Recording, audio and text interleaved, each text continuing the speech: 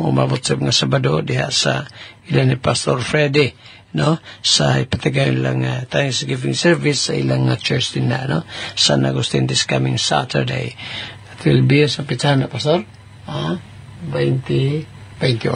Okay, no. Oh yeah, happy birthday belated happy birthday sa kang brother Ray Binosa Jr. Limot mo ko brother Ray, no, John. Birthday mo rin mo gahapon. Dahil pang katuigan tayo hatag kanil sa Ginoo. Ato sab nga atong pagtimbaya sa atong mga kaigsuonan dili dapita sa Lapu-Lapu City. Pastor Roy Kasipli, Pastor, musta mo din ka Ma'am Anita o sa atong mga tanang mga kaigsuonan din no?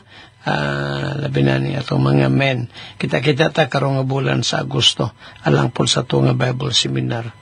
O salamat ay Pastor Jan, no, sa church o sa mga missions niyo Dres Conor Cotabato nga nagpadala sa tabang para sa itong Radio Ministry. Ginoo, paday magpanalangin ka ninyo o usab ay mo kamo mga igso, no, nga tunay Facebook si Pastor Jan nagaprograma na siya matag adlaw gyud, no, dinhi sa Pigkawayan. This Osaka radio station, FM station din sa Pigkawayan, North Cotabato. Dapit nila ni Malo. O usab Brother Kines dinhi sa Kantila, no, nining mao nga radio station. Alas 6 sa gabi, then ato adali matagbuntag alas 5:30 ta Brother Kenneth, no, matagbuntag. Sige, ato ta sa ato nga pagampo atong panugyan sa Ginoo ang tanantang gimbuhaton karong adlaw. Pasali pa din yan ay mo kalimot ha sunod semana atong mga kaigsuonan sa atong quarterly fellowship. So doon na tayo mga amutan, no, sa atong mga cooperating churches and missions kay kasabutan man nato, no. Sige, sunod semana na ang fellowship din sa Labon. At the same time, ilapod nga tayo sa giving ni sa atong mission din no? So atong ma-announce na next week ang pipila ka mga speakers nato nilang mao nga panagtiko. Sige, mag-pray ta. Salamat Lord, ning takna mausana sab na mo imo mga pulong sa pagtuon kauban ni Attorney Lemuel. Salamat Ginoo nga gawason kami makahimo nini. Amo day nga prayer bisan pagani Lord ang naso sa Israel this time nga Ginoo tabangan mo. O usab Lord akong pagampo ng mga panalanginan bisan pagani kang Brother Ray Binosa Jr. ang gahapon nga birthday. Padangat kanyan daghang pang mga katuigan. O usab Lord akong pagampo day karong Sabado sa pag-ato na mo sa pagtambong sa Thanksgiving ni Pastor Freddy din sa San Agustin, sa Maria Davao Occidental, na Lord imo kini panlanginan ilang diha dapit sa may Gabaw. O usab Ginoo karong gabi sa mga midweek service and prayer meeting, mag-bless ka Ginoo nini. Bless sa mga nagbalatian karon bisan pagani sa kang Rachel anak ni Brother Lingling, pray kung nagapray alang sa iya Ginoo nga kayuhan.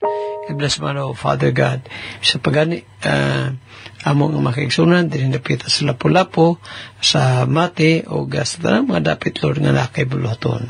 Salamat sa imong gugma, sa imong grasya kaluoy. Father, amo ni mapagampo kanimo pagpanugyan. I-bless Ginoo bisan pa si Attorney Lemuel nga maga-expound sa iyong pulong this time. I-bless sa Lord sila ni Bimboy ni Charis ilang mga plano sunahan. In Jesus' name we pray. Amen and amen. Ministro may sunay sa kawit, niya tapos niya itong prayer sa pagtuon ng pulong sa Ginoo, kauban ni Attorney Lemuel P. Atot.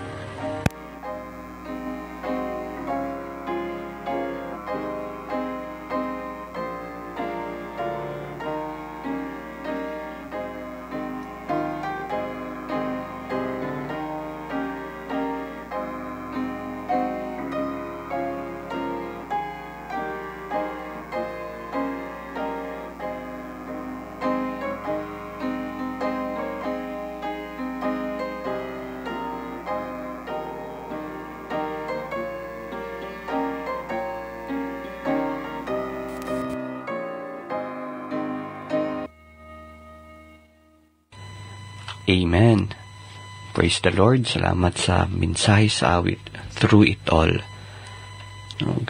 Remind ka nato nga sa kanunay makakatunta nga musalig kang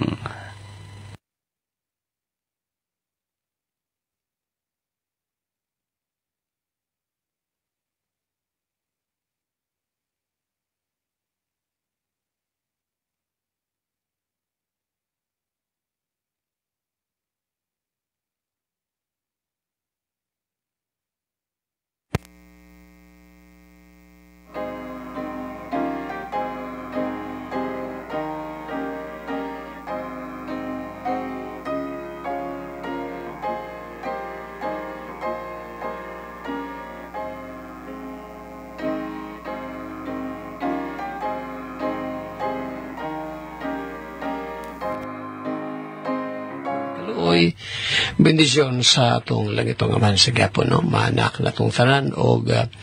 Welcome sa another day of Bible study sa programa tang The Sovereign Grace Hour.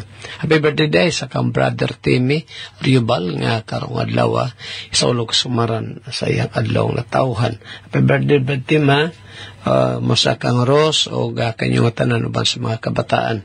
Usab atong pagtimbaya di ay nila ni Brother Dexter o Grace dinhi sa Batu, no? Santa Cruz o of course, no, sa mga kabataan o mga kaisor nato diha sa mao nga misyon. Of course, Brother John Ruben, Brother John, kumusta? O bisan pagani, no, sa kang okay, no, kanana ang Jubel, Mrs. nimo o sa mga kabataan. Ato sa mga pagtimbaya ato nga mga kaisunan during dapita sa Lagumit, no, Pastor Ludo Basong o kanyo nga tanan din, kumusta mo sa mga taga Manuel Peralta diya sa Kaburan area sa Kalbay, Pastor Rato, July Pastor, no, itugot siguro makabisita mi diya sa inyo, ha. O ato nga pag-awhag, no, sa ato nga mga kaisunan sa inyong mga Facebook, kapalay mas pagminuan itong programa. Salamat ng gamit ni Brother John Ruben o Brother Alex Montabuti ang ilang mga Facebook aron nga kini atong programa din sa kahanginan madunggan ninyo. Kumusta po Brother Ariel Alfafara, ha? Basta mo Brother Ariel sa Pampanga.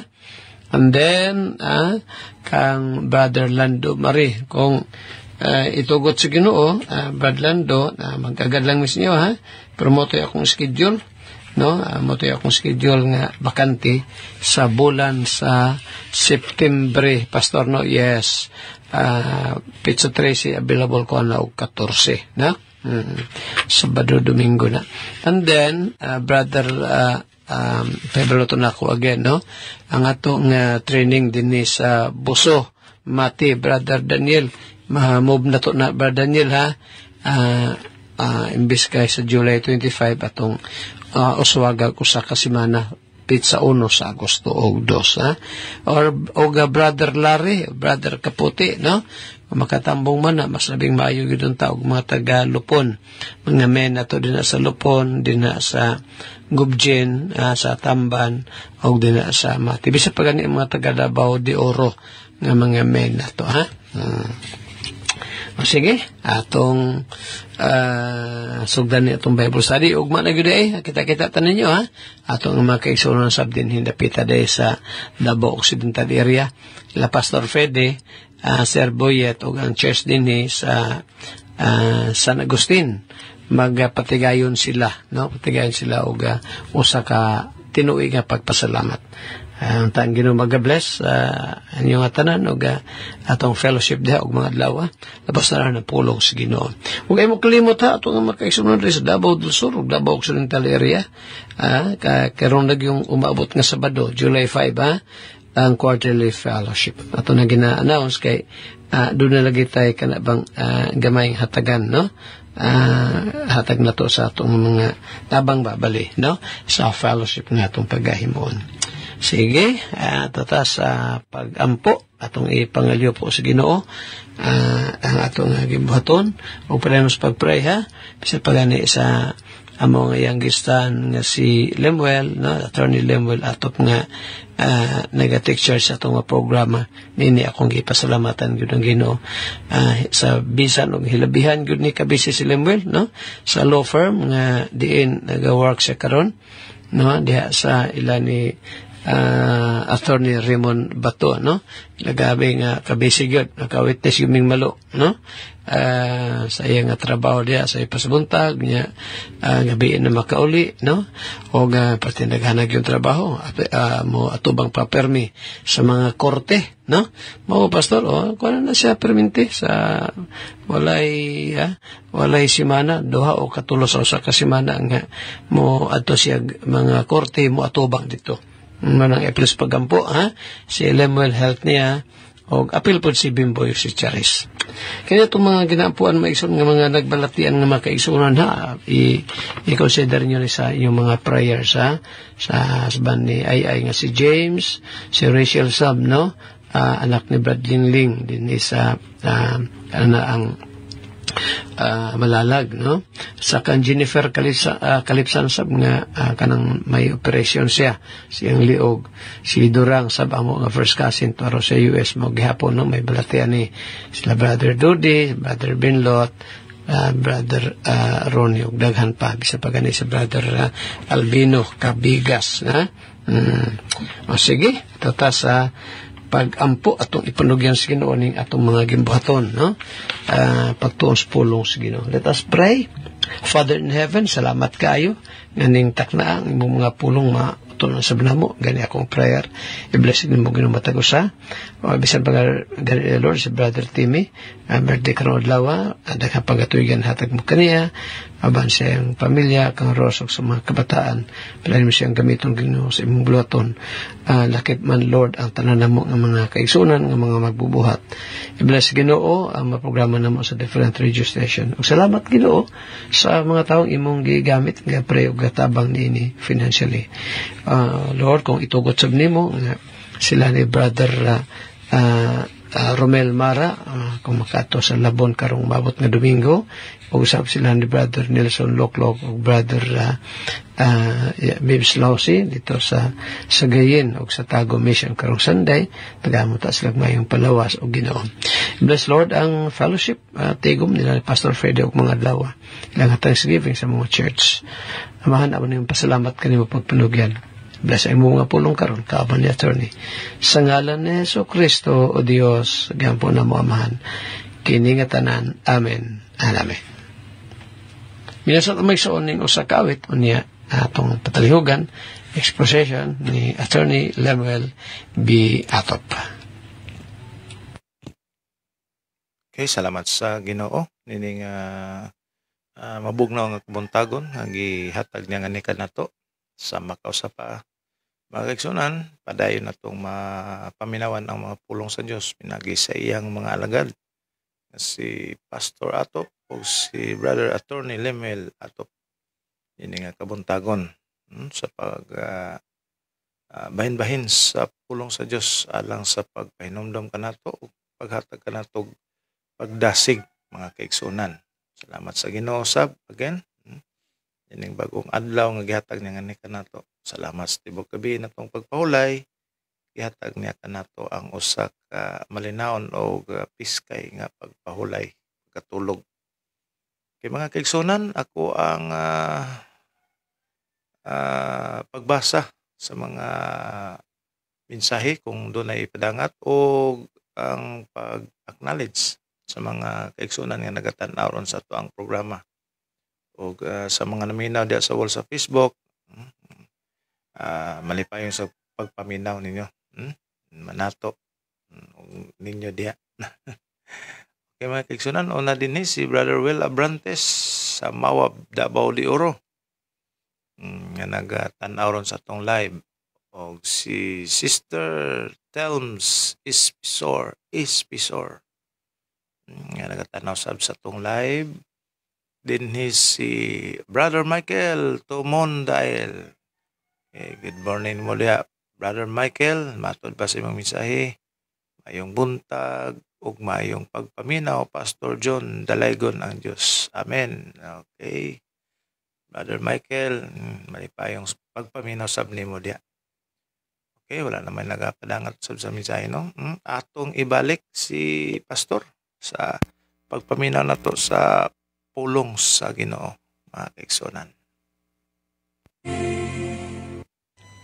Amen. Praise the Lord. Salamat sa maong pinasahi nga awit. Make me a servant. O sa tuang meditation karon mga igsuon in relation sa ato ang kaning bago lang gipatugtog nga awit, Make Me a Servant. Ato ang meditation atong i-series kining diri sa Proverbs 17 no daghan tag makuha nga mga lesson diri kaning proverbio diri ta sa verse 2 no kagahapon atong gisgutan kining 17:1 and this time diri ta sa 2 ingon diri a wise servant shall have rule over a son that causeth shame and shall have part of the inheritance among the brethren. Diri sa Cebuano version ingon diri ang usa ka ulipon nga nagapaagi sa pagkamangialamon gayud magagahom sa usa ka anak nga nagapaka ulaw ug makaambit sa bahin sa panulundon taliwala sa mga kaigsuonan. Mas lisod sabto ng Cebuano version.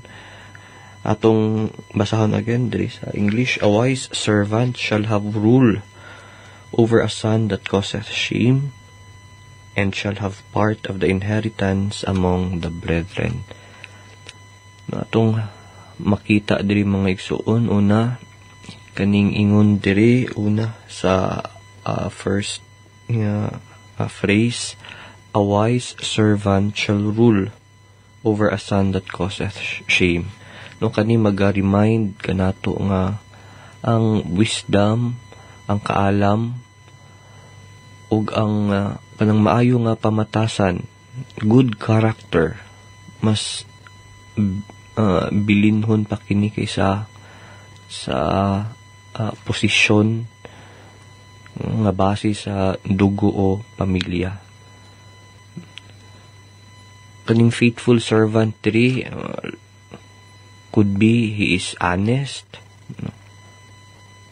wise, respectful, maalamon siya, matinahuron, nga ingon diri mas masaligan ba siya, no? Labaw pa siya nga masaligan kaysa sa mismong anak nga nagapakaulaw, no? Pakaulaw in a sense basig papulan ng anak o walay pamatasan, no? Kaysa mangganahang parent nga tubag-tubagon, pananglitan, no? Na ay amahan na siya'y anak na usik-usik lang yung kwarta, no? Nagsalig kay tungod lagi anak, so gusto magasto, igo lang igasto-gasto ang mga kwarta nga family name, matawag na to nga responsable, as I've said, respectful. Of course, common sense will dictate na ang amahan will choose nga saligan tong iyang alagad, iyang servant, nga maong magdumala sa balay, no? Even over his own son, no? Mas labaw pa siyang kaugalingong anak. Og sa diri sa ikaduha, second phrase, and shall have part of the inheritance among the brethren. Pasabot ani nga ang katong alagad, katong sulugoon, ang ulipon, no, he becomes like a family, mahimong murag parte na, sakop na siya sa pamilya, dili kay tungod sa dugo, apan tungod sa iyahang pagka matinudon, no, sa iyahang pagkamatinod anon, no, being faithful, because of his faithfulness. ato ning makita pud so mag-remind ka nato in relation sa atwa as Christians diri sa Ephesians chapter 3 verse 6. Kita nga mga hintil, we are heirs. Kita kay manununod. Ephesians chapter 3 verse 6. That the Gentiles should be fellow heirs and of the same body and the partakers of His promise in Christ by the gospel. Mag-remind kita sa atuam as Gentiles, mga hintil nga even though we are not physical children of Abraham, dili ta kadugo ni Abraham, we are made heirs because of our faith in Christ Jesus. Nung himo tang manununod, pinagis tong pagtuo kang Kristo. So, being faithful, kanang pag mahimo tang atong pagkamatinud-anon, makahatag og dungog, it gives us honor, bisan gikan pa sa kaning ato makita sa tong verse bisan gikan pa sa kanang pinakaubos nga kahimtang, even if you start from a low position, na ay mga successful stories kanang asa nagsugot ng mga bilyonaryo, they started in a humble beginning because of their faithfulness.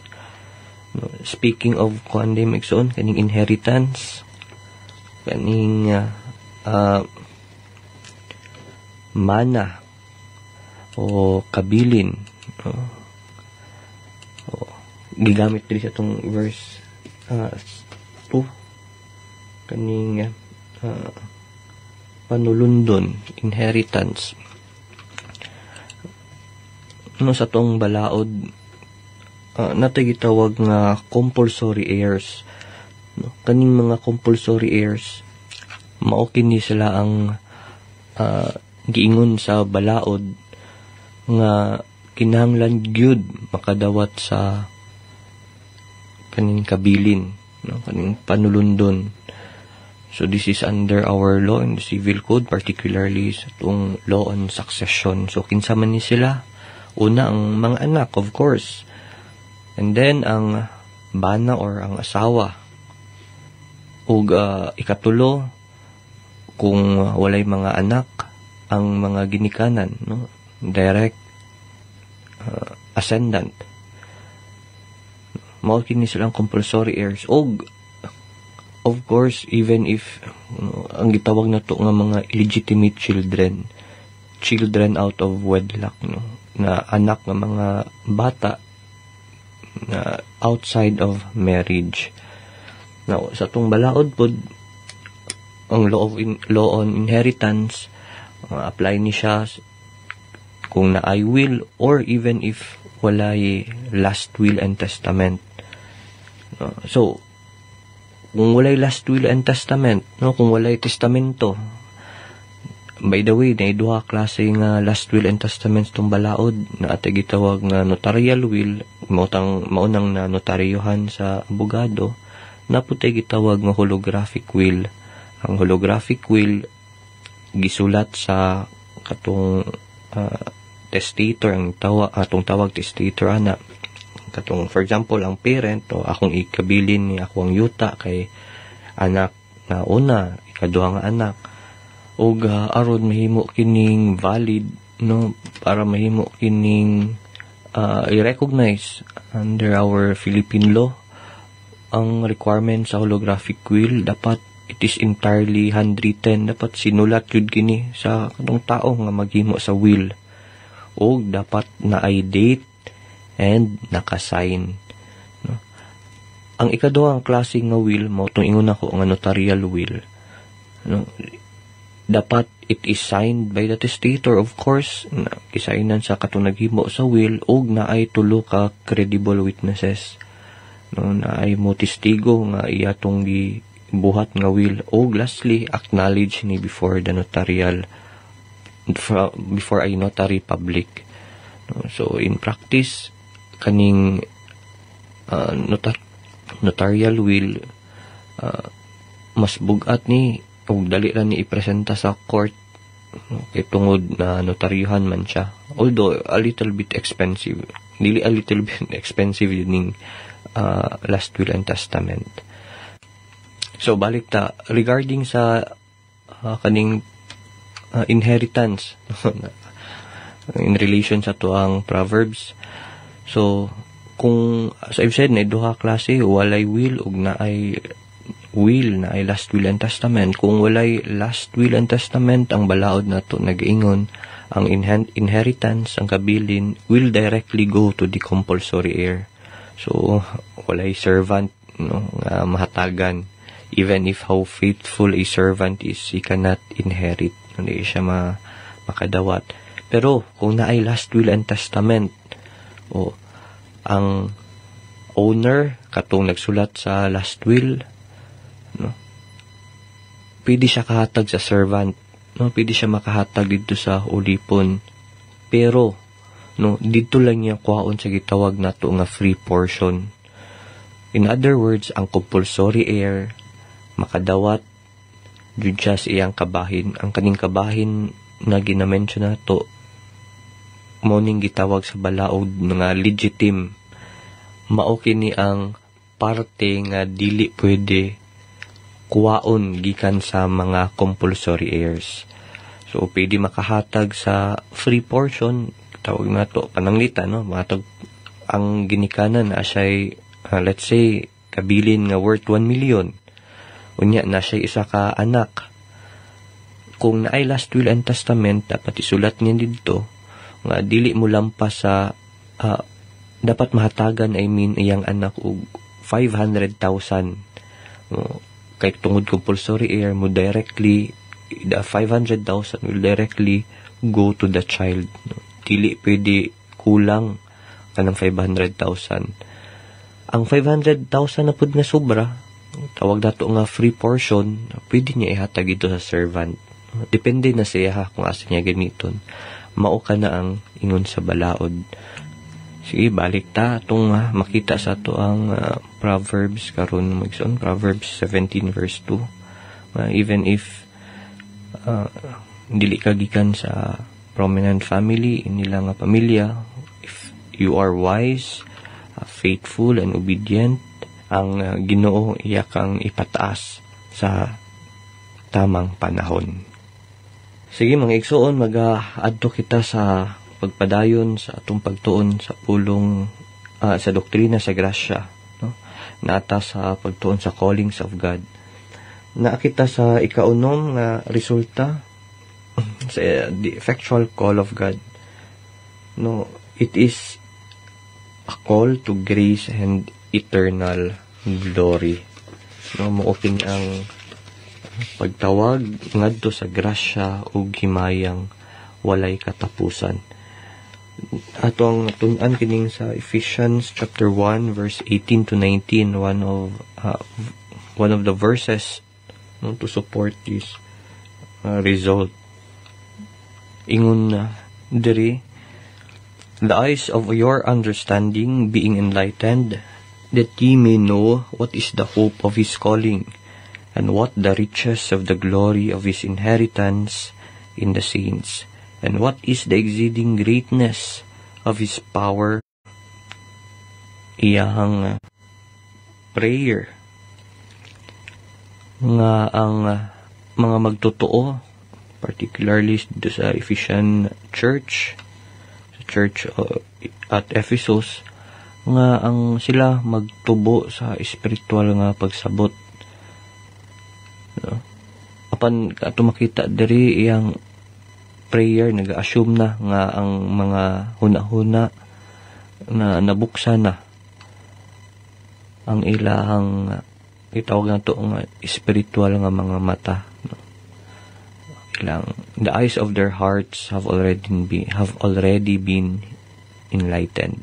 The eyes of your understanding, ingon diri sa verse 18, being enlightened. Nagapasabot kini nga sa spiritual nga kahayag, of course buhat sa balang espiritu. atong makitaan nga before silang pagtawag kaning mga believers sa Ephesus, mostly Gentiles, were in spiritual darkness, no, puyo dra sa kanang spiritual nga kangit-ngit. But because of the effectual call kay tungod sa malampusong pagtawag, ilan ng natagan silang mga mata nga makakita sa ilahang pagkahilabihan, pagkadautan silang sala. They're exceeding sinfulness of sin. Ilang understanding pod, nakasabot sila nga wala joy sila'y mabuhat aron sila mahimo nga kanang righteous.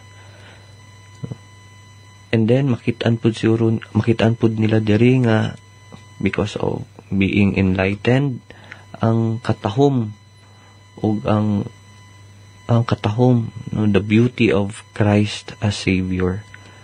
And of course makitaan nila diri ang kaning kamatuoran sa doktrina sa grasya. No, these are the possible things if one's eye or one's understanding is enlightened.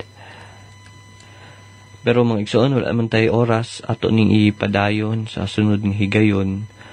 Before I end, if you are not yet sure of your salvation, the Bible says, repent, believe the gospel. Ang Diyos, si Ginoong Jesucristo lang ang ato ang bugtong mangluluwas o wala nilain. Mga yutag pasaylo o saliga nato siya as our Lord and personal Savior. Mga igsoon, kini inyong kauban si Attorney Lemuel Atop, kauban po si Pastor Andres Atop Jr. Magaingon ang Diyos, magapanalangin kanatong tanan. Daghang salamat. Salamat sa Ginoo sa first portion gidala ni Brother Attorney Lemuel B. Atop, ini nga taknaa sa Kabuntagon, June 27 gipadangat niya sa matag usa kanato. Salamat sa a little bit of information about law. Ato sa mga natun-an ang matud pa law of succession nga gisgutan ni Attorney Lemuel. Wala mga kaigsunan, importante gyud kay ang pulong sa Ginoo tungod kay naghatag kini kanatong reminder og kaangayan. Equality ba? Ano siya dia? Actually, ang ato ang balaod sa Pilipinas mga kaigsunan, nag-adhere na siya dia sa belang kasulatan. Wala bitaw sa makakita tag mga naay mga trials before mag-start to nagyoy Biblia, no? Nga tungod kay musulti ta sa kamatuoran ug walay lain.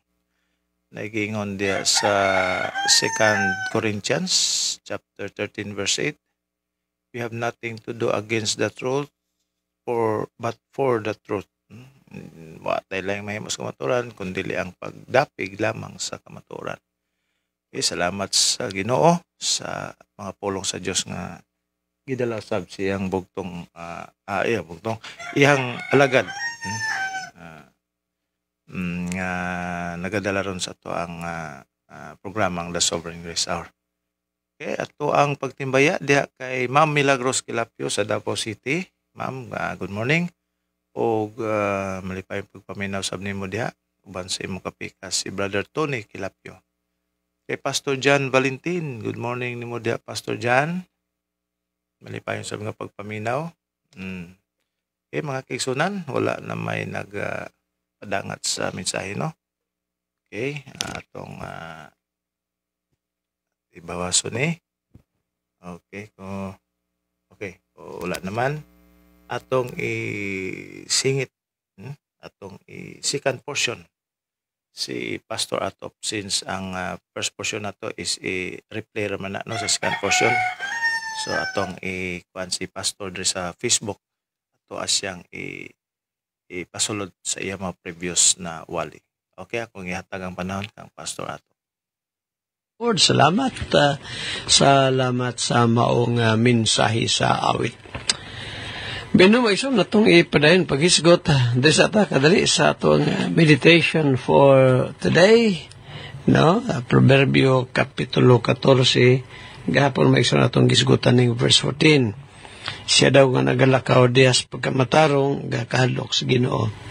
No? Panangway kahadlok, muna, no? Gatamay kaniya.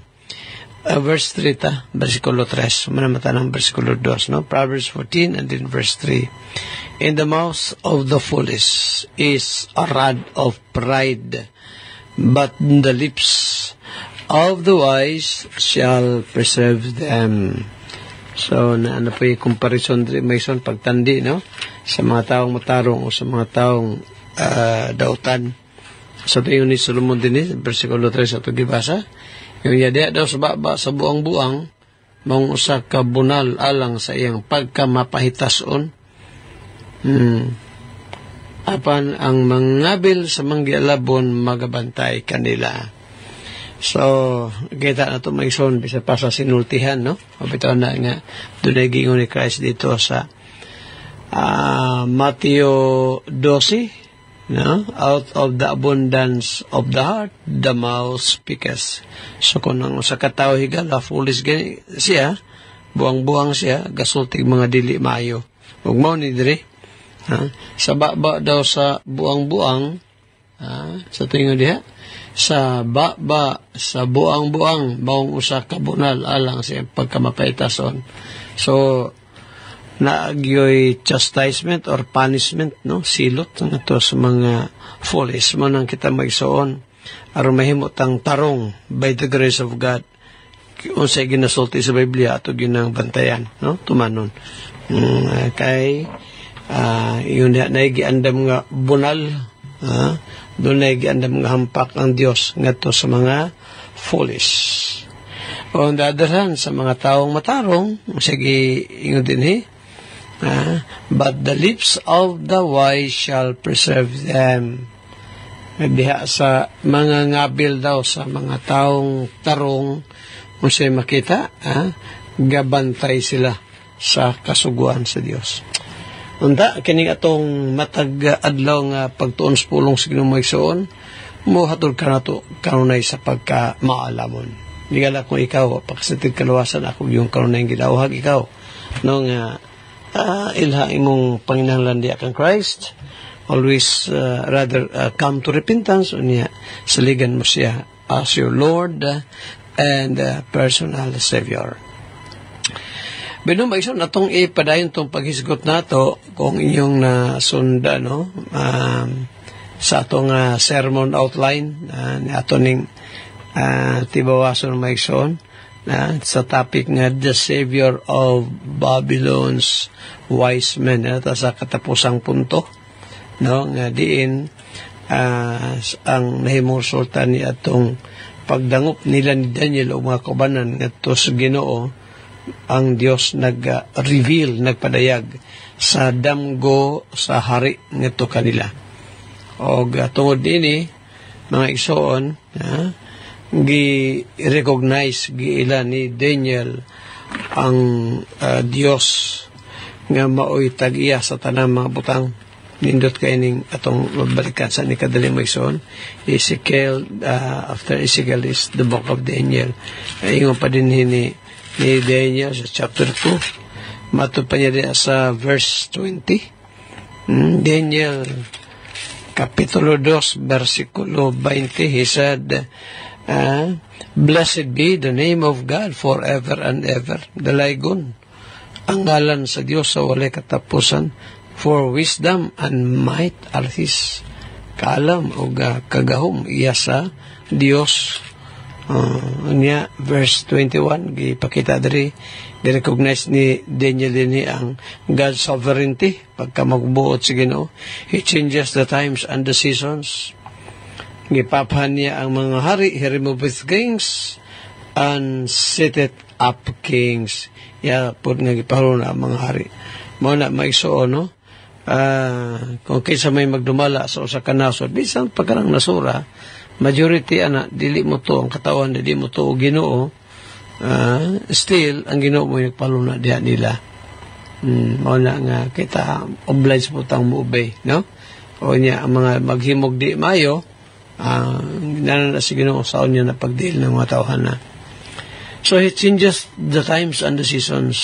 He removes kings and seated of kings. Papan niya mga hari, paluna niya mga hari sab. He gives wisdom unto the wise, and knowledge to them that know understanding. Then verse 22, He reveals the deep and secret things. Nira, di pa tayo maison sa pag-ilan ni Daniel. Gilan niya ang Diyos gapadayag sa mga lalom nga o mga tinago nga mga butang. He reveals, ingon din sa itong gibasa, the deep and secret things. Na-remember na ko itong pag-iyon bitaw ni Christ nga usan ninyo magabudhi na ko. Ingon si Christ, usan ninyo magabudhi ka na ko. So, nagpangutan ay sila. Nagpangutan ay kinsa ka. Wala mamusulting ino kinsa. Moto nga kagwantas Pedro, iyang gi hunguhungan si John, the beloved. Pangutan adaw kinsa iyang gipasabot. Kasi nagpasabot sa Ginoo. Kanya kay si John maigsoon ang next niya si Ginoo si Kristo naman. So, ang unang nahibalo sa sikreto sa Ginoo, si John the Beloved. Ang gisulti ni Christ na kang John, dili sa tanan, kundi kang John lang. Namato pa ni Christ, ang mo inom daw sa kanana ang kopa nga diin igatos lubrito ang tinapay. No? Ihatag ba? I mean, ato ba saon? Sa maklaro nga ison? Matthew 26 na. Matthew chapter 26. Ang tanawa ang revelation sa Ginoo. Matthew kapitulo 26. Unya din sa verse. Yung din sa versikulo 21. Yara, 26, versikulo 21 sa Matthew. Christ said, Verily I say unto you that one of you shall betray me. Saan ninyo magbudhi na ko? Hilabihan ilang kaguol. They were exceeding sorrowful, and began every one of them to say unto him, Lord, is it I? Ginoo, kinsa mang ako ba, Ginoo? Ito bag si Christ, He that dippeth his hand with me in this, the same shall betray me. Ingon pa ni Christ. Actually, drin sa Matthew 26 may iso, no? Pero kung ato ka dito sa John chapter 13, ang nangutana ani actually si John the Beloved. Lord kinsa man. So, isulti na ni ka. Atong taong ka sa biya sa Matthew 26 may iso, ha? Sa John chapter 13, Juan kapitulo 13. Pagkalaang kadali na yung giyon din niya. John 13, unya, verse, 13 sa John. Okay. Verse, let us see, versikulo, verse 18, I speak not of you all, I know whom I have chosen, but that the scripture may be fulfilled. He that eateth bread with me has lifted up his heel against me. Verse 21, Verily, verily I say unto you, that one of you shall betray me. Then the disciples looked one another, doubting of whom he spake. Now, verse 23, Mausyo itong payon nito ba nga, Lord, ako ba? Diba? Sa Matthew 26, Lord, ako ba? Yeah, verse 23. Now there was leaning on Jesus' bosom one of his disciples whom Jesus loved. Muna si John the Beloved. No? Matthew 30, rather John 13:23. Simon Peter therefore beckoned to him that he should ask who it should be of whom he spake. Si Pedro, may hunghong, may kuhit siguro kang John the Beloved, yun nga, pungtan abis siya. Pungtan na Ginoo. Whom he spake, kasi yung ipasabot. He then, lying on Jesus' breast, saith unto him, Lord, who is it? Ginoo, kisa man. Jesus answered, He it is to whom I shall give a sop when I have dipped it. Amang itubags itong Ginoo. So, ang unang naibalo sa sekreto sa Ginoo, si John the Beloved. Ano man to? Kay siya mo'y pinakaduol sa atong Ginoo. Next to him is si Pedro. Then, dito na, katag ng istorya nga, ang mukaon daw sa ikatuslob nga tinapay mao'y magbudhi kaniya. Mao na, ang Ginoo may suon, no? Mo reveal sa iyahang sekreto sumala sa iyang gusto. Ingon pa niya. O sagi katuslob na sa tingin ni Christ, siya mao katong pagkatululang ko sa nining tinapay pan. Tapos ikatuslob ko Chris panaksan. O sagi katuslob na niyang pan. Kini iyang gitunol kang Judas nga anak ni Simon nga Iscariote. So, diri may isa na ito makita ng truth ba, no? Nga, ang Diyos mo reveal siya sa mga kamaturan. Na pwede ay akong nabantayan ba? Kini bitang tawang maghimog sunog dautan? Maghimog dautan ba niya? Bitan anak ba? O di ba ka anak, bana o asawa? Magtago bitang sikreto siyang asawa?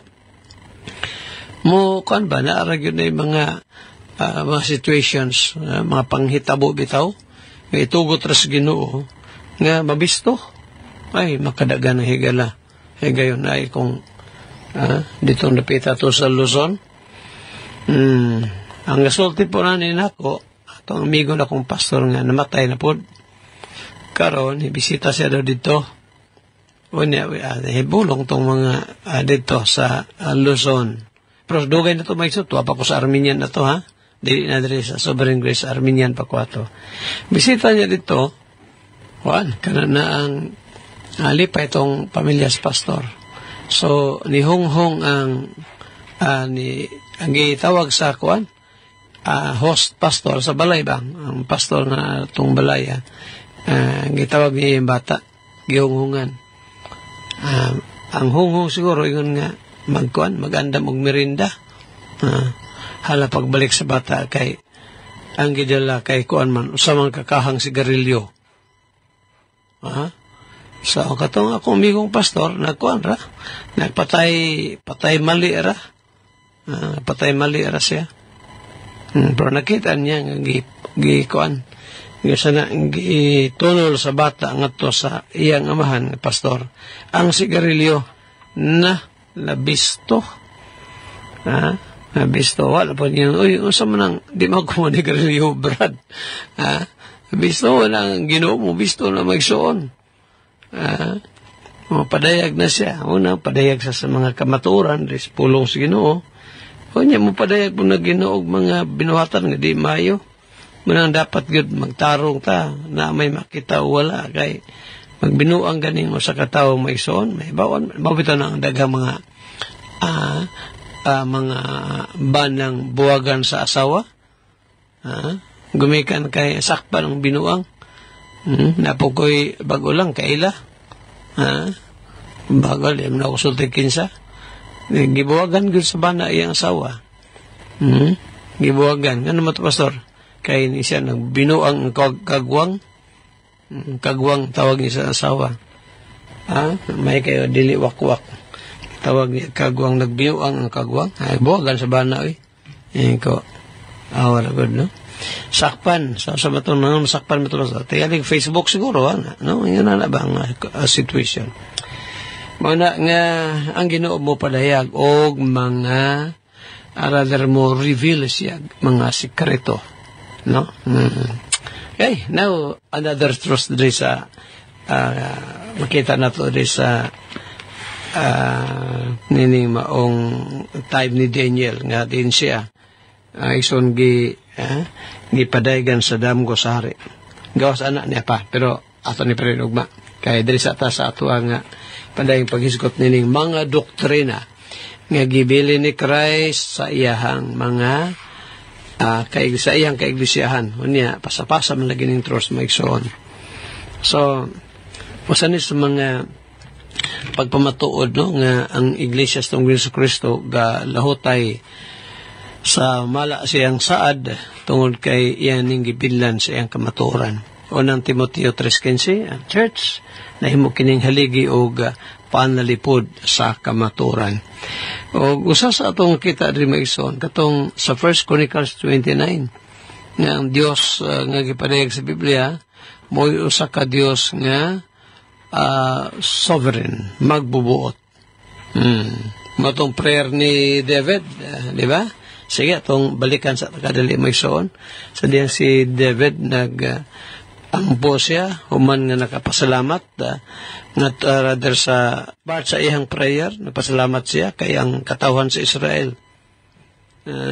Giawhag niya nga, sige, magtukod ta og templo para sa atong Dios. So, ang katawhan sa Israel, misanong mi okay sa sugyot sa hari. Motong gipangdala nila ang mga mahalon nga mga bato, bulawan, silver, mga ligong kahoy, sa patong mga gihimo nila maigsoon. O kay tukuron ang balay sa Dios. So, naagi balay ang Ginoo sa daang tugon maigsoon. Templo. O niya, sa atong panahon ron, kining ang balay sa Ginoo karon dapat nga diin diya taga katigom. Mahimong balay literally or gapatukod tag building. Kuya po itong mga gipahawa na ito maigsoon. No? Kay sila bawal ang building. Bawal yun ng building kung way patukod. Kung kay kwarta ipatukod, bawal yun na sa may patukod. Pero ang mga membro matinmanon nga maghatag sa ilang tithes and offerings para sa buluhaton sa Ginoo, pambayad sa itong radio program, paglakaw arong nga makawaling ito sa mga dapit nga diin na ay maminaw sa pulong sa Ginoo. O ang pagpatukod og mga tigumanan, pangutan na biblical ba na? Yes. O ay daotan na. Ang daotan na lagahigala og mapatukod kag building wa kay kwarta. Ano sa nganong nahimong daotan sa pagtukod nimo? Pero na katukod kay ang mga membro matinumanon hatag, di mapahimos lang na ito pag-ayo ang atong tigumanan, di na ito mga rakila. Makahimo makahosta o mga meetings, di ba? Palitan kita rin sa Davao. Modesty aside, di na ito po ni panghambog, pero mamoy itong tinguha nga kung mahimo, magbaton tao, maghimo tao yearly conferences, mga tigom, di na ito mga rakila. Di ba? Kamaayo na. Mo ni si David dere naghimo siya pag-ampo dere sa unang Kronikas. Ako ni mention kadali maigsoon ba may itong building kay katong gipalagpot sa church sa Davao maigsoon. Nana ng pundok ron nga ga-claim po na sila mga sovereign gracer, mga landmarker, pero lahi magdoktrina, di man mo idoktrina ang gihuptan sa atong mga katigulangan sa mga churches tong Ginoo. Naghimuhimo sila ilang doktrina ba? O sa silang gihimo-imong doktrina nga kung ang teorya ng luwas katulad yun nakatuog tulip. Pero di katuog tulip, di pag yun na luwas. Nasa ilang libro, booklet nila. Ilag yun ang gi-imprinta. Manang di sila kadinaya na. O niya, tama na. Nga, di ka mag-building kung nalai means, mali na. Pero di pa sa mag-building, dahil hapon na. Adrita, 1 Chronicles chapter 29, verse 11. Nagampo si David, verse 10. Tungod ini, si Jehovah gidayeg ni David, at ubangan sa tibuok katilingban. Og si David miingon, dalaygon ikaw, Jehovah, ang Dios sa Israel, nga among amahan, sa gihapon ug sa walay katapusan. Awan ni prayer David, no? Dalaygon daw ang Dios. Verse 11. Imo, o Jehovah, ang pagkadako, og ang gahom, og ang himaya, og ang pagdaog, og ang pagkahalangdon, kay ang tanan. Anaa sa iyo ta, imo man ang gingharian, o Jehovah, og ikaw ang gipahitaas ingon nga Pangulo ibabaw sa tanan. Nindota ning maong nga prayer David maigsoon. Pag-ampo niya, iyag yung gi usa-usang sulti kon unsa ang Dios nga ilang gialagaran, Dios sa ilang kagikanan. Sa tingin ni David rin maigsoon. Imo ang ikaw mo itagiya sa tanang butang. Verse 11 again, Thine, O Lord, is the greatness and the power and the glory and the victory and the majesty. Kalang doon, tanan, no? For all that is in the heaven and in the earth is thine. Kaya ang tanan daw butang na atua sa langit o ania sa yuta, matod pa ni David, ingon niya, tanang butang nga naas kalangitan o naas yuta, Ginoo imo man. Mo na nga, kung naakay sakyanan, nabatay motor, masaba cellphone, masabay na to din yuta, maison everything. Kaya tanan iyan na sa Ginoo. Gipahulam na nas to Ginoo to Mabitaw na nga bisag ibutang pa sa ngalan sa baong tao nga siya mo'y tagiya ng yuta, luna, hindi kamatay niya, di ka po niya madala. Hindi, oy. Kinilang dato din sa Davao del Norte, si Florindo, namatay naman to si Florindo, kato si Whitehair. Pareha mi ato, putik buhok. Pagkamatay niya, di man to gilubong sa turil, no? Yung yuta diya. Naba siya nadala bisag usan lang ka dawin sa saging, kaya habay anong tadeko. Bala gyud maigsoon. Ngano man na pastor, kay ang tagiya sa tanang mga butang walay lain kundili ang Dios. Tanang butang atong makita ang gipanagyan na sa Ginoo. Mo na nga higala igsoon pamalandongi kini. Matubang ta sa Ginoong walay dala. Hubo kitang migula sa tagwangkad sa atong inahan matupan ni Job. Job chapter 1 na, hubo usab kitang mo pauli dito. Naked came I from my mother's womb, and naked shall I return thither. Mani yun ni Job. O, mani sa prayer ni no? Prayer ni David. Kanindot siyang prayer maigsoon. Pagila ng Diyos may tag-iya sa tanang mga butang. Muna tayo oras sa ito din ni Panilugma. Salamat again sa panahon gihatag ka na ito sa Ginoo.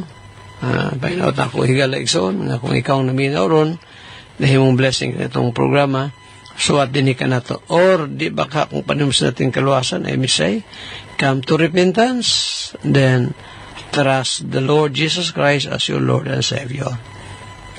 Hantulugma, samang takna, samang isasyon, inyong higala sa kahanginan Andres Atob Jr. Manamilit, magaingon ang Diyos. Magapanalangin ka na itong tanan. Daghang salamat. Salamat sa Ginoo. Once again, mga kaigsunan, salamat sa mga pulong sa Diyos nga naghatag ka na to o pagpahinomdom.